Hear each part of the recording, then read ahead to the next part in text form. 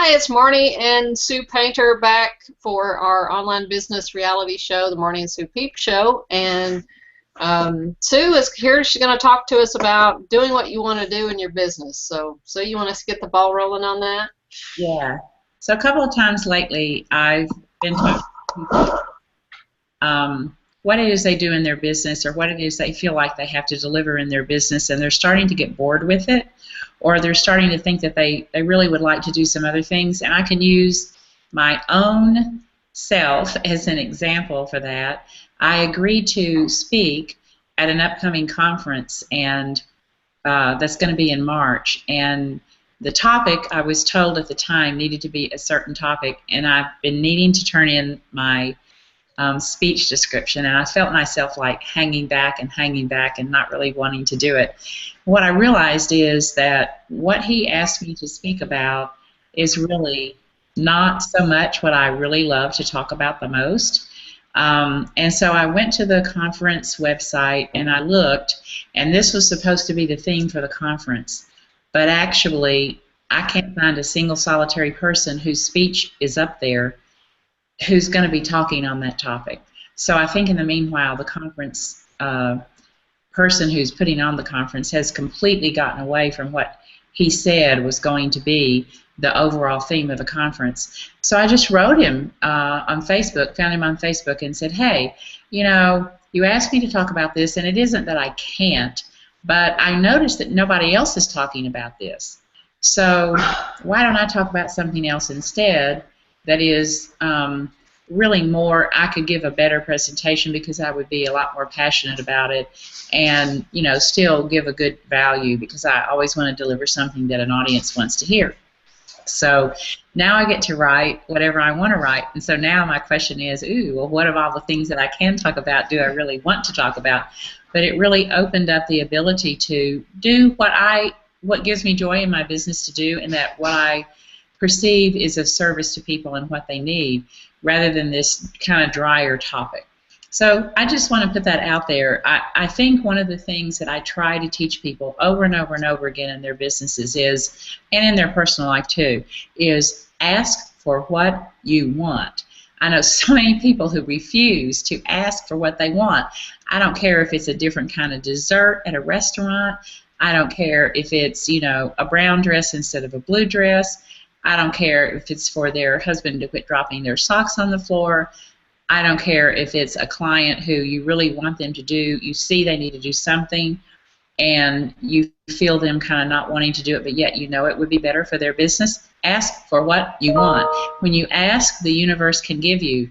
When you don't ask, the universe cannot answer an unanswered question, just like you cannot answer an unasked question.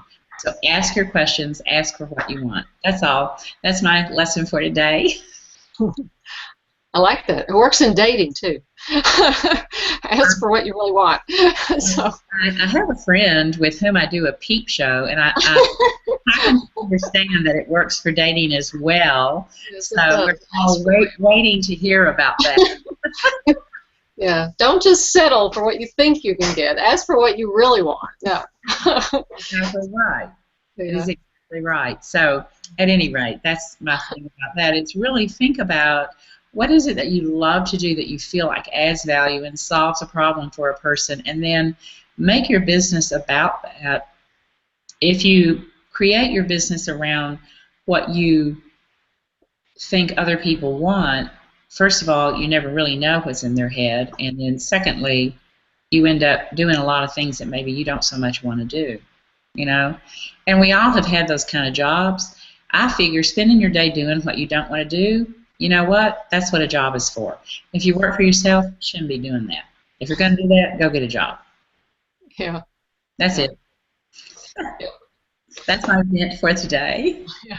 Now I've got a friend that is in a job that they don't like. They hate it. And I was like, let's sit down and figure out what you really want. What would be your ideal job? Yeah. And I really think it's important to get clear on what you do want, because most of the time we just gripe about what we don't like. Yeah. And we don't get clear about what we do want. And if you do get clear, you can get what you want. So. Yeah. I mean, I'm a clarity person. You know, I can help people get clear pretty quickly, and I love doing that because then they get so much energy and so much power toward what they want because it's clear in their mind and their energy comes up toward it. Think about when you go on vacation and your energy is up for it and you're like up, you're looking forward, your energy's rolling toward it. That's how your day should really be as well. And if it isn't, then really take a look at how you're spending your life because, before you know it, it's going to be over. Life is short, and the older you get, the shorter it looks, for sure. So now I think you were going to talk about Kickstarter campaign, right? Yeah. Marnie did a Kickstarter campaign or is thinking about doing a Kickstarter campaign. So fill us in on that, Marnie. Yeah, I actually launched it already. So I mainly did it because I wanted to give it a try. Okay, it wasn't so much that I had to have the $1,000 that I decided that project was going to take to get off the ground. I could have come up with that another way, but I wanted to give this a whirl. So I'm using Kickstarter to crowdfund a research book that I'm doing on doTERRA business builders and how they build their businesses. It's called let's see, what do I call it now? The title's escaped me. Dream, believe, and achieve like a diamond is what it is. Dream, believe, and achieve like a diamond. So it's distilling the belief systems of these top business builders into a book. And I did a Kickstarter campaign. So the main thing that you got to have with a Kickstarter campaign is a really good description that would make people understand what it's about. And generally you have a video. It's always good to have a video that explains it all and kind of asks for the funding. And then what you can do is set it up where if somebody gives like $10 or more, they get one thing. If they do $25 or more, they get something else, or whatever different levels you give them. You can generally give them something, so they're getting something for their donation to help you crowdfund. So I did, like, if it's $10 or more, they get the Kindle book. If they do $25 or more, they get the print book. I'm thinking about doing like $50 or more, they get the audio interviews with the blue diamonds that I'm interviewing. But I got to make sure that I've got signature to paper that they're all okay with me doing that. So I didn't want to add that just yet, but it may be something I'll add at some point. Go ahead. I think that's cool. That's a cool idea. And I guess you might back up a minute and just let people know what is a Kickstarter campaign. Oh, okay. Yeah. What if somebody's never heard of it? Because I know you and I have heard the story of the gal who did the calendar this year, whatever it was called, and sold like 80 gazillion copies under a Kickstarter campaign, But a lot of people might not know what it is and why would they ever want to use it. Okay. So a Kickstarter campaign is a way to get other people to fund your project. So whatever, it's generally for artistic things like books, publishing, films, anything like that. And what it is if enough people contribute, let's say you say that this project, the minimum I need is $1,000, okay? You have to get $1,000 pledged or you don't get anything. Okay. That's something I didn't realize before. So like if you got $485 pledged by the end of the 30 days that you set that thing to fund for, you don't get the $430. I see. So you want to set the minimum in. The whole thing. Yeah. It's kind of like Shark Tank. You've got to get the whole, they have to make a deal for the whole thing on Shark Tank or they don't get anything. Oh, okay. All right. I've never watched Shark Tank. I've heard about it. Oh, Marnie, you have to watch Shark Tank. You learn a lot. I learn a lot anyway. Yeah, I don't. You're too busy talking on Skype to your fella. That's your problem. Who needs TV? Y'all, in case you didn't know it, Marnie's got it bad. Just let me Sue's just beeping on me today. Back the curtain. That's funny. That is too funny. So that's a Kickstarter campaign, and does it run for a particular period of time? Yeah, you can pick either 30 days or maybe 45. I can't remember what the other option was. So I did a 30-day for $1,000. How long did you run yours? 30 days. 30 days? All right. Yeah. That's pretty cool, actually. Okay. Do we have any visitors watching us today? Can you tell from the dashboard? Let me take a look. It says we have viewers. Whether they are saying anything or not, let me try refreshing. Remember, if you have a question for us, you can enter it in chat. And Marnie's running the dashboard today, so she can see the question and we can answer it. Because we kind of, we're just sitting here talking about stuff, but we're happy to answer your questions too.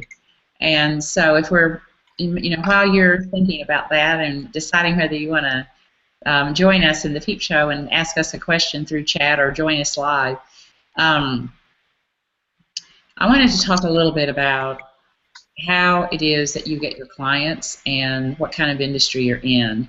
And the reason I want to talk about that is I've worked with a couple of clients lately who have put a tremendous amount of time and effort into designing their websites and putting together packages, and they're not selling a lot of what they do. And the reason is because they're thinking that their website is going to be their marketing tool and it's going to bring them a constant flow of prospects and buyers without them ever having talked with a person. And in both of these instances, they are in professional service industries that are really they get to know people intimately, they get to know their finances, they get to know their homes, they get to know their children. And people aren't going to buy that kind of service solely from a website. So I got into this long conversation with actually two of my clients lately about you have to look at what is the process by which you're going to bring a person on board into your business, which is sometimes called onboarding. That's the new term. There are a lot of old terms for it, but that's the trendy term. How is it that you bring people on board? How do you let them get to know you? How do you get them to have a sense of you? How do you give them a warm, fuzzy feeling so that they know you, like you, trust you, and that they're willing to say, this is the person I want to spend my money with? So, if you are a person who has a business that really is a relationship-built business, then you can't have a marketing plan that is not a relationship-building marketing plan. And certainly that is true for coaches and consultants. It's also true for many, many other types of service professionals. So, if you are a person who, let's say that you are a landscape designer and you do residential landscape and you help people design these really beautiful outdoor kitchens that are so popular right now, and really maybe a big lanai. And if you're in Florida, like I'm in Florida right now, everybody puts a cage over their outdoor space so that the bugs can't get in and the leaves stay out of their pools and stuff. So you go around the back of a neighborhood in Florida and you just see these huge cages where their backyards and their outdoor living spaces are caged in, screened in. And so, if I'm going to invite somebody into my home to help me design that or to pick out furniture for that or to figure out the layout and the space and do I want a fire pit and all that, I want them to know me and understand what my house looks like and what my style is and what I'm comfortable with. I'm not going to pick that off of a website and just hit click and buy $2,000 or $3,000 worth of landscape help without having a sense of who they are. So you have to think about what is the process by which a person would feel comfortable spending money with you, and flip it and put yourself in their shoes. What would it take for you to trust somebody enough for something that is what I call kind of an intimate service? I mean, not in an intimate sexual way, but in a close relationship way, so that you've got this, quit laughing, Marnie, I'm making a point here, so that you've got this, I have this continuum of task versus relationship. And if it's a high relationship business, you can't make your website do all the work for you. You've got to be able to create a way to warm people up. So you're going to have to get them on the phone, and you're going to have to talk with them personally, and you're going to have to reassure them that, that you can look at a picture of their backyard and you can see whether you're working virtually or real, that they could, exactly what to do with their backyard. Maybe give them some before and after pictures of other people. Tell the story of what you've done in other people's backyards So it's that kind of a thing. And I see people saying, I'm going to do a lead pages and I'm going to do an opt-in and I'm going to do this website, and then I don't want to mess with prospecting, and I want people to then buy into a high relationship service when really I've tried to keep them away from me and knowing me. That's not going to work. So and I have to watch that myself because I'm very task-oriented. On that continuum between a task and relationship, I'm like, get it done. Let's get it done. I'm a no excuses type of person. I'm an implementer. Like, I want to get this done. I think that's where the value is. But actually, often my clients need a listening ear, and they need, like, what I call kind of the warm speak. They need me to be reassuring and encouraging just as much, if not more, than they need me to say, here's how you put together an opt-in page. So you have to learn that, and you have to figure out where in your industry, is it a task industry or is it a relationship industry? And there's always some relationship. There'll be somewhere on that continuum. So I just have been thinking about that a lot because these people are great at what they do. They have wonderful skills. They are warm people. They're joyful people. I know that if clients or prospects would get to know them, they would have a successful business. But they've set up their marketing so that there's no way for a person to get in and get to know them on a relationship level. So they hit the website and they bounce back, and they just keep bouncing back. And then they don't understand what's wrong because they put all this time and money into this, killer website. Websites will not sell a high relationship, high dollar item right off the fly. They just aren't going to do it, especially not today. It's got to be that special touch. So that's all. That's my thought about that. What do you think about that, Marnie? I agree. I think it's all about the relationship building, with especially consulting clients or things like that. Like you say, the thing where you're going to have to work with someone one-on-one, or they're going to know about your life or whatever's going on with you. I think they do need to have some kind of feeling like they've interacted with you in some way. I think, in a way, that what we're doing with this Peep show lets people get to see this as real people. You don't always have to do that by getting on one-on-one calls with people. It could be videos or letting them see you talk off the cuff or whatever. We do have two people on that have said they're on, so Ann Resnick and Carolyn Colton. Oh, hi. Hi, Carolyn. They pointed out you can't really do it through the chat, but there's like a share. There's a little comment box on that page that we send them to that says say something, and they should be able to say something in there. Ann said, I found building my business is a combination of offline and online efforts. And yeah, I relate to, I'm a task-oriented person myself. Yeah. So. I think that's true. I think you do have to have online and offline efforts. And, most of my business is online. I really don't do that much offline other than speaking. Speaking is my thing for that.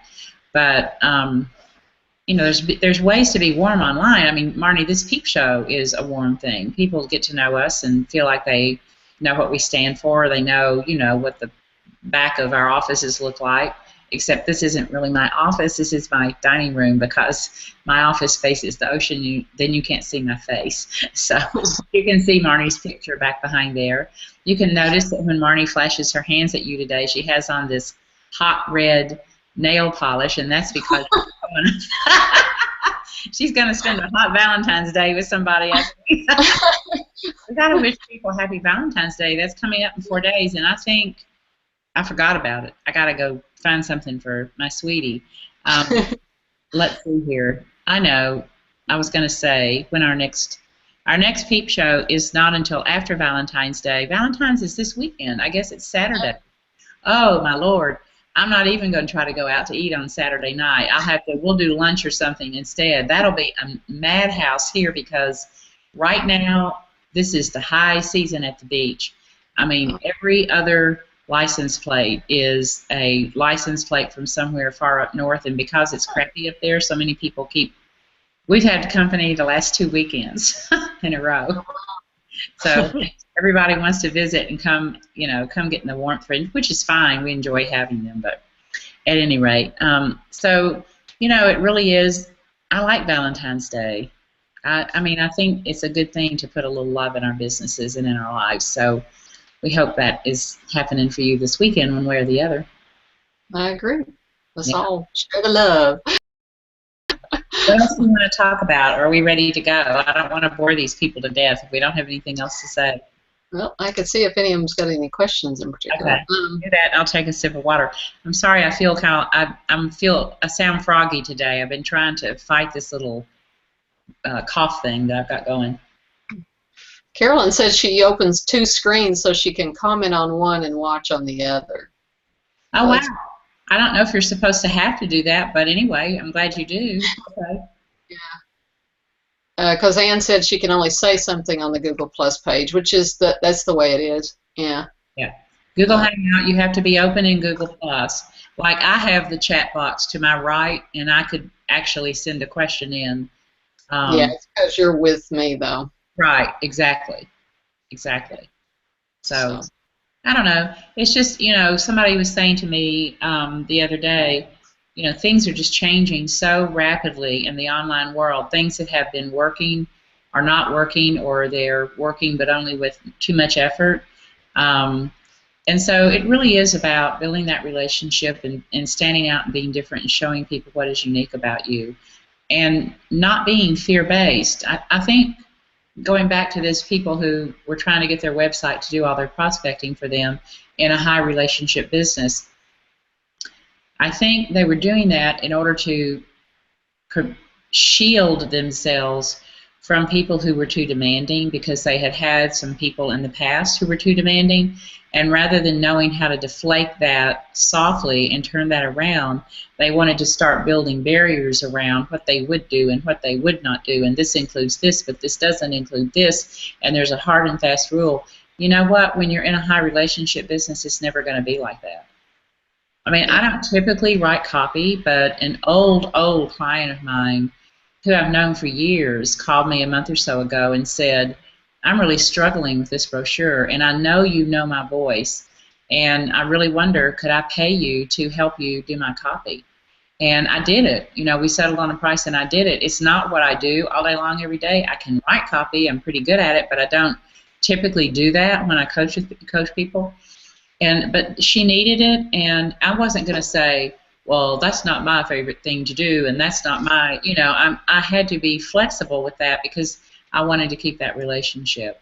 And, I have people who coach with me, and then they go off and they coach with somebody else. And, in fact, somebody wrote me today and said, well, I wondered if I could talk about working with you again. And I wrote them back and said, well, sure you can.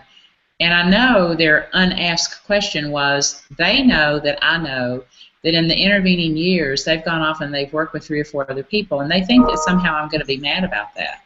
Well, if that's what they needed, then, I mean, they're free to go where they want to go, and I'm free to take them back or not take them back.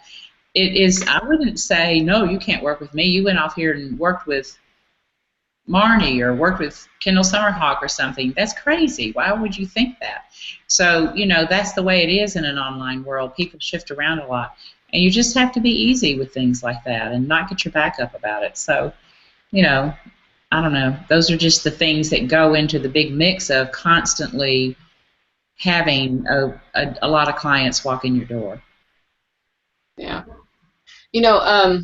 Garrett Gunderson, he's the author of Killing Sacred Cows. He has a formula, and it's relationship capital times mental capital equals financial capital. So if you want to make more money, you build relationship capital, or you build up your mental capital, or share more of your mental capital. So a lot of times people, they focus on what can I sell, what can I make money, but if you go over to the other side of the formula and think of, okay, what mental capital can I share, or what kind of new skill can I acquire, and how can I build more relationships? Anytime I do that and I focus on the relationships, the money goes up on the other end. And I think, excuse me, I think we all have a propensity to do one versus the other. I love to learn things. I love to learn new things. I would be totally embarrassed if I had to confess to the watchers of the Peep Show how much training I've bought over the years. More than likely, if you've thought about buying it, I already have it on my shelf. I love to learn. That's how I am. So I like to show my value by what I know and what I'm constantly learning, more than I like to sit around and chit-chat and do the relationship thing. That's just how I'm wired. But I know that I have to do both of those things. I have to kind of do the chit chat and the small talk. So like if I were to move into a new neighborhood, like which actually Bill and I did when we came back down to Florida, we're living in a different place than we have the previous years. I would be more apt to go volunteer to help with something in the neighborhood than I would be apt to go and have coffee with people because I'm more work oriented, I'm more task oriented. So I have to stop myself. And in fact, tomorrow I am going to go out to lunch with a bunch of ladies in this neighborhood. Now, me to do the ladies' lunch thing, that's not really me, but I just need to go and enjoy it for what it is, and that's it. I need to force myself to make those kind of efforts so that we can get to know people, because I work a lot and I'm not at the pool and at the gym and walking the dog all day long during the middle of the day like a lot of the other ladies in this neighborhood are. So I have to make that effort. So it's stretching your comfort zone, whatever that is, and we all tend to fall on one side or the other. I know people who talk all day long, they'll never get anything done, and that drives me crazy. Maybe they need to go learn something and be more of value in the mental stuff rather than the relationship stuff. Yeah. Ann Rusnick mentioned that she wanted to hear more about the Kickstarter, so maybe as this progresses, I can document a little bit more on that as we go through future episode. So right now you have it up and running, and you know what? Do you have a link to show people if they just want to go look and see what it looks like? I do. I'll put it up on the screen. Okay. Because it's really long, and I'll create a pretty link or something for it. Okay. All right. Well, that'll be in the replay then, and you'll be able to get it. And maybe what I'll do is call it out when I send the replay link out. I'll call out that link too if you'll give it to me, Marnie. Okay. Cool. Okay.